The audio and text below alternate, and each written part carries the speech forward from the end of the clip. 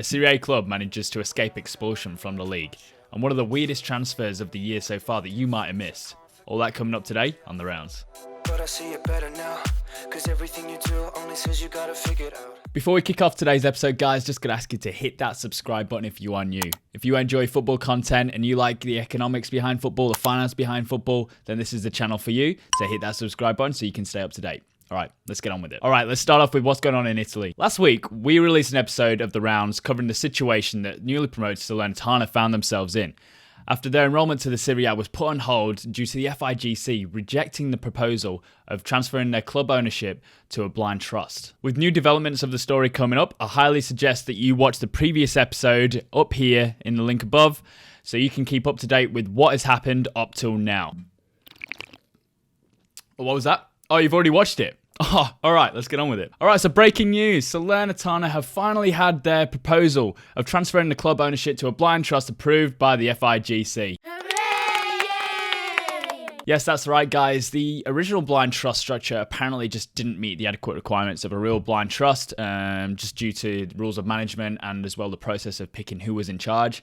Apparently, the people who were going to be in charge of the blind trust were old friends and colleagues of the original owner, Claudio Lotito, which doesn't exactly see him out of the picture, apparently, but they have changed things around this time. The Italian Football Federation just weren't entirely convinced that Lotito's influence is going to be completely out of the club. However, with this new revised structure, they believe that, it's adequate enough to approve, and that means that Salernitana are officially a Serie A club for the first time since 1998. So absolutely brilliant for the fans of Salernitana, everyone from Salerno as well. It's pretty nice to see something positive coming out of this. Not often.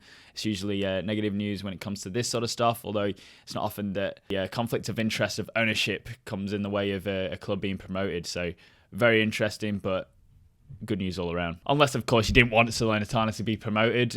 Anyone watching from Italy, not that anyone I believe would be watching from Italy, but if you were, let me know in the comments below what you thought of this change of ownership, this blind trust structure, whether it is moral, whether it actually meets with the guidelines of a club ownership, and whether it's fair. All right, next, guys, this is the weirdest transfer I think I've seen in a while. It's certainly a transfer that you might have missed this week. However, I am highlighting it this week just because of the uniqueness, the peculiarity, and of course, the weird terms of contract as well that is under this transfer.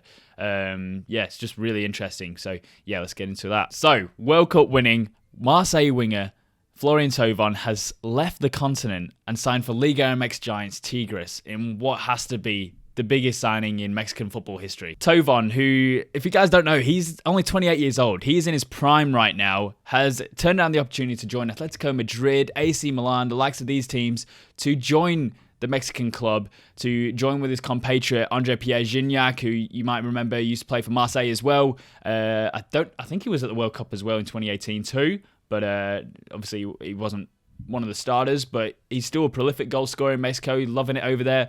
Apparently, Thauvin chose to go to Mexico to join with Gignac due to happiness reasons. He says that it's nothing to do with the money. He wasn't lured by money over there. None of his motivations for this move was motivated by making money. He says that he's made more than enough money at Marseille. Really strange. The Frenchman has joined Los Felinos on a free transfer for a 5-year contract worth about €5 million a year. But to me, the most interesting part of this contract is the inclusion of a millionaire's rescission clause. A rescission clause is a clause that can be implemented into a contract in order to allow the contract to be rescinded with no implications. That meaning it can just be cancelled. The difference between rescinding a contract and terminating a contract is when you terminate a contract, you are still under the obligations of the contract, meaning that other parties are allowed to sue each other even though the contract has been terminated.